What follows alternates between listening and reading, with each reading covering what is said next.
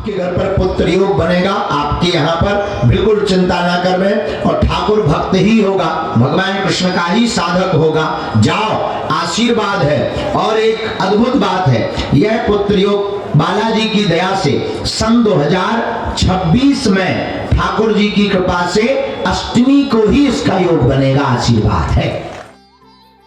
बागेश्वर धाम पीठाधीश्वर के समक्ष अर्जी लगाकर अपनी व्यथा सुनाने आए शख्स को बागेश्वर धाम पीठाधीश्वर ने उनके घर में संतान प्राप्ति का योग बता दिया, और इतना ही नहीं, सन भी बता दिया और तिथि भी बता दी। बागेश्वर धाम पीठाधीश्वर पंडित धीरेन्द्र कृष्ण शास्त्री ने कहा कि 2026 की किसी भी माह की अष्टमी को पुत्र का योग बन रहा है, और वो पुत्र साधारण नहीं बल्कि कृष्ण भक्त होगा। काम धंधे की जब बात आई तो उन्होंने कहा कि ईंट, पत्थर या टाइल्स का काम करने पर उसे जरूर सफलता मिलेगी।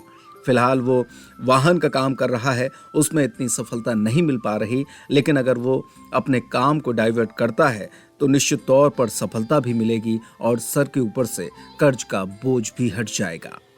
कहाँ से हैं आप? बाड़मेर, राजस्थान से। ओहो, राजस्थान, बाड़मेर क्या नाम? मोरो प्यारा। और वहाँ यहीं से हमने ठीक किया। स्वास्थ्य ठीक नहीं है, माँ के पैर में दिक्कत बनी हुई, घुटनों में दिक्कत है, उठने बैठने में समस्या है, धाम ले आना, आराम लगेगा। नंबर 2, आपके घर पर पुत्र योग बनेगा, आपके यहाँ पर बिल्कुल चिंता ना करवें, और ठाकुर भक्त ही होगा, भगवान कृष्ण का ही साधक होगा। जाओ, आशीर्वाद है। और एक अद्भुत बात है, यह पुत्र योग बालाजी की दया से सन 2026 में ठाकुर जी की कृपा से अष्टमी को ही इसका योग बनेगा, आशीर्वाद है। जरूरी नहीं कृष्ण जन्माष्टमी, किसी भी महीने की अष्टमी 2026 में, तो समझ जाना कि बालाजी ने जय जय करी।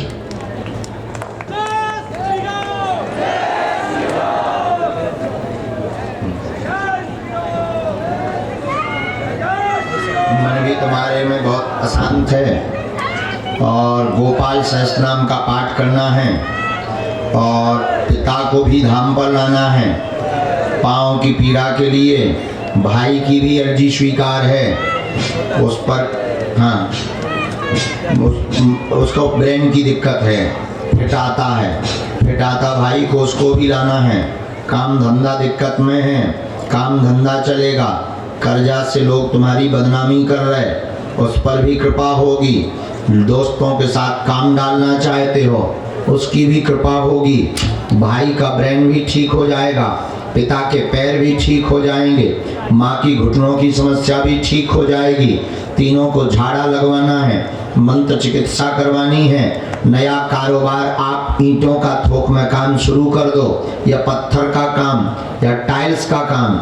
वैसे तुम्हारे जीवन में वाहनों के काम में आपको उतना लाभ नहीं है, इसलिए वाहन के काम को थोड़ा कम कर दो, अभी खर्चा के लिए चलने दो, साइड में आप ये बिजनेस डाल दो।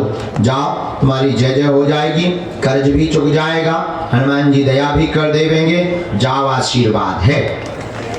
कोई संदेह या तुम्हारी पूरी पिक्चर है?